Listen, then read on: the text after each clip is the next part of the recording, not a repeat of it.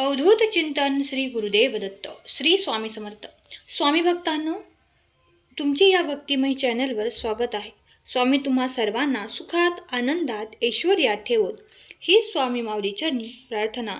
आजचा हा संदेश खास तुम्हा सर्वांसाठी आहे आणि तो तुम्ही शेवटपर्यंत ऐकावा अशी स्वामी तुम्हाला आज्ञा करतात.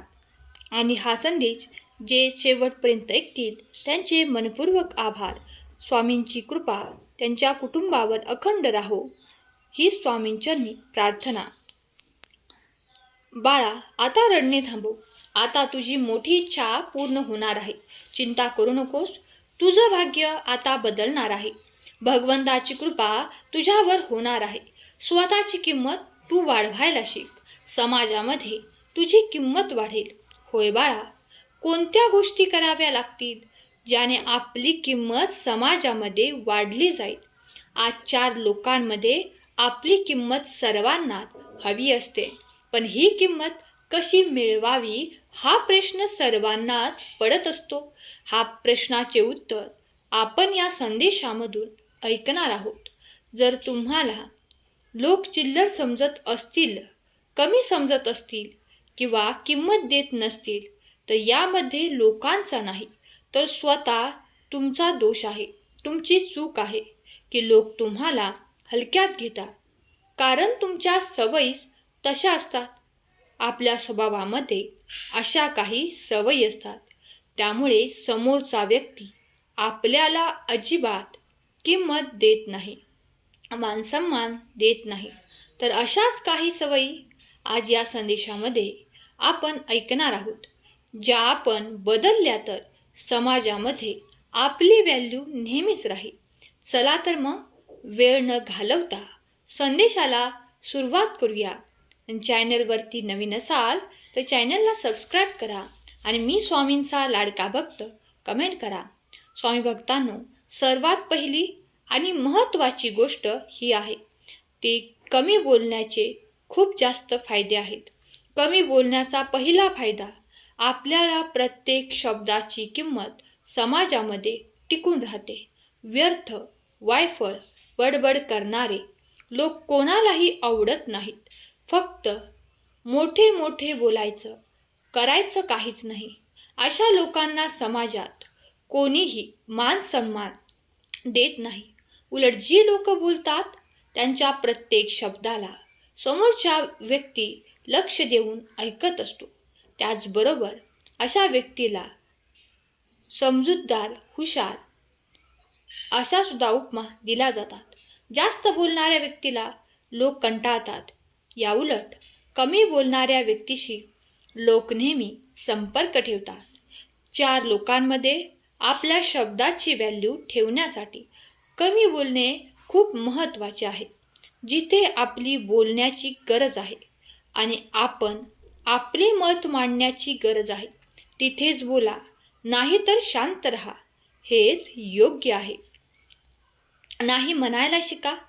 एखाद्याने एखादे काम सांगितले की लगेच पळत जाऊन ते काम करायची गरज नाही. या सवयीमुळे समोरची व्यक्ती आपला पुरेपूर फायदा घेतो. आपल्याला वाटते की तो काम सांगतो किंवा आपल्याकडून कोणत्याही अपेक्षा करून आपल्याला त्रास देत राहतो. आणि तोच त्रास जर आपण सहन केला तर ती व्यक्ती कधीही आपल्याला किंमत देणार नाही. जर स्वतःला समाजामध्ये वेगळे स्थान निर्माण करायचे असेल, स्वतःला किमती बनायचे असेल, तर समोरच्या व्यक्तीच्या एखाद्या अपेक्षेला किंवा कामाला किंवा मागणीला वेळच्या वेळी नाही म्हणायला शिका. एखाद्याला मदत करा, एखाद्यासाठी वेळ द्या, एखाद्याच्या गरजेला कामी पडा, पण प्रत्येक वेळेला नाही. कारण प्रत्येक वेळेला आपण त्याची हाक ऐकून पळत गेलो तर त्याला आपण रिकामटेकडे वाटू लागतो. त्याच्यामुळे काय होते तर समोरच्या व्यक्तीसाठी तुम्ही किमती राहण्यासाठी त्याच्या एखाद्या गोष्टीला नाही म्हणायला शिका.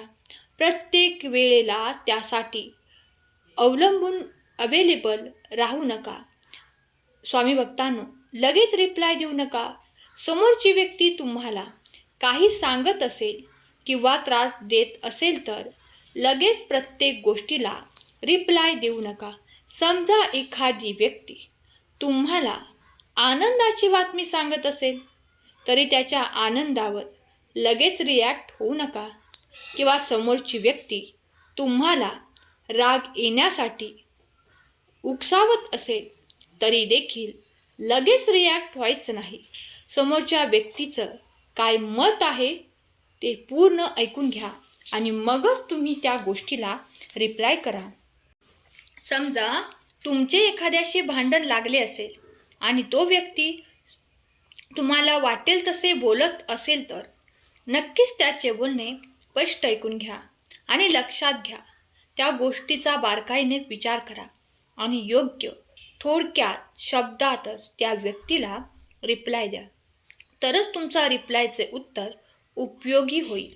नाहीतर समोरच्या व्यक्तीसमोर चुकीच्या शब्दात केलेले वक्तव्य तुम्हाला फालतू बनवू शकते. होय स्वामी भक्तांनो, कोणतेही निर्णय घेण्यापूर्वी ते विचारपूर्वक घ्यायला पाहिजेत. आयुष्यामध्ये बरेचसे निर्णय आपले चुकू शकतात, पण निर्णय चुकले हे नैसर्गिक आहे. पण आपला एखादा निर्णय चुकला, फसला तर आपलं समाजामध्ये बदनामी, निंदा होऊ शकते. त्यामुळे भविष्यातील एखाद्या गोष्टीचे नियोजन करत असताना नेहमी एकांतात बसून शांततेने चिंतन करून पूर्ण सारासार विचार करूनच निर्णय घ्यावा. आपल्याला यशाकडे जायचं असतं, अपेक्षेकडे नाही. कारण यश आपल्याकडे असेल तर लोक मागे पुढे करतील आणि अपयश आलं तर लगेच आपल्याला समजून न घेता निंदा करायला सुरुवात करतील, आपल्याला किंमत देणार नाहीत. पण भक्तांनो, अपयश आलं म्हणून घाबरायचं नाही. विचार करून निर्णय घेऊन यशाकडे वाटचाल करायची आणि समाजामध्ये आपली किंमत कायम ठेवायची. आपल्या कामावर लक्ष केंद्रित करायचं. आयुष्यामध्ये तुम्हाला यशस्वी होऊन समाजामध्ये वेगळे नाव कमवायचे असेल तर तुमच्या कामावर तुम्ही फोकस करा. कष्ट करून, मेहनत करून आपण यशस्वी होऊ शकतो.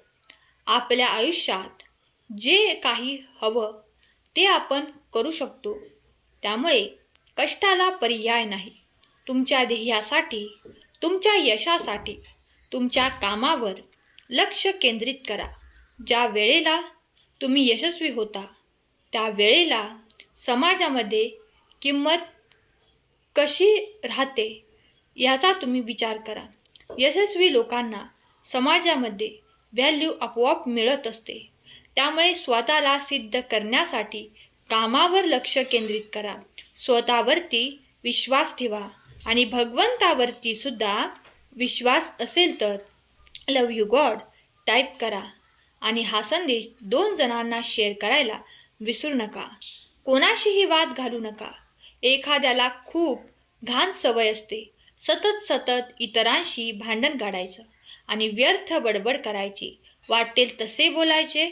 अशी लोक प्रत्येकाच्या आसपास असतात. पण अशा लोकांचे निरीक्षण करा. अशा भांडखोर लोकांना समाजामध्ये कोणीही विचारत नाही, कोणीही किंमत देत नाही.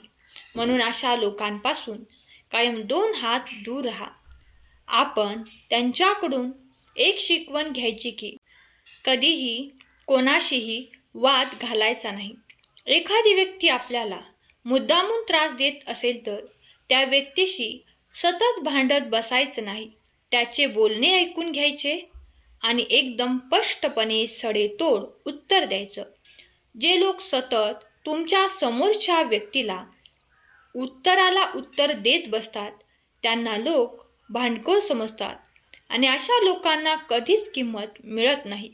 त्याचबरोबर अशा लोकांच्या कोणी संपर्कातही राहत नाही. अशा लोकांच्या व्यक्तिमत्व अतिशय खराब असते. त्यामुळे समाजामध्ये किंमत हवी असेल तर कधीही कोणाशीही वाद घालत बसू नका. शांत रहा, दुर्लक्ष करा आणि पुढे चला. विनाकारण जास्त ज्ञान तुम्ही देऊ नका. एखाद्या व्यक्तीला न मागता सल्ला देण्याची सवय तुम्हाला असेल तर ते तुम्ही सल्ला देत बसू नका. भगवंतावरती विश्वास ठेवा. आपले चांगले कर्म करत चला. आणि हा संदेश आवडला असेल तर संदेशाला लाईक करा आणि चॅनेलला सबस्क्राईब करा. तुमच्या एका लाईकने नवनवीन संदेश बनवायला प्रेरणा मिळते. आजचा संदेश शेवटपर्यंत ऐकल्याबद्दल धन्यवाद. श्री स्वामी समर्थ. जय जय स्वामी समर्थ.